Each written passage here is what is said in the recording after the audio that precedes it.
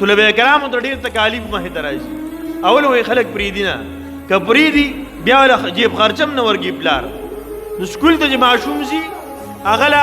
100 روپۍ په جیب کې مخکې کېږي، هغه له کتابونه برابري، هغه مور وله مخ وینځي، په صابون باندې ولمبوي، بیا وله سپریم وکړي، بیا وله بستک شاته واچوي، پیزار وله پاک کړي او ویلېږي. او چې کله مدرسې ته رالیږي، جومات ته رالیږي، په الله قسم څو پیرې دلته په دې جومات کې ما وړو له مخ او پوزه پاکه کړې دي انجلې مې والا کپڑے وې داسې ته به وګینې خالص دا چې انسان نه دا زناوري نوکان دومره غټي ته وګینې شپږو میاشتې ته چېرته مور ولا نوکان نه دي واړه کړي. دا دې لپاره وایم چې زمونږ د خلکو د دواړو منځ کې سوچ څه دی، د یو سره مسرویه ده او د بل سره مسرویه ده. چې د سکول پیسې، د سکول تنخواهی، د سکول د ګاډي خرچی، نو هغه ډریور ته وایو، د سکول پرنسپل ته وایو بھئی ما ته هفته مخکې را یاده وګورئ، ما ته څه کوه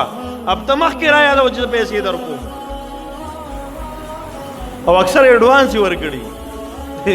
د سکول والا د پوسونو کې اکثر ایډوانس ورکړي پبلک سکولونو والا. او چې کله سبق شي، د جماعت شي، د امام شي، د قاری صاحب شي، بیا وایي مړه مولیان هم په پیسو سبق کوي.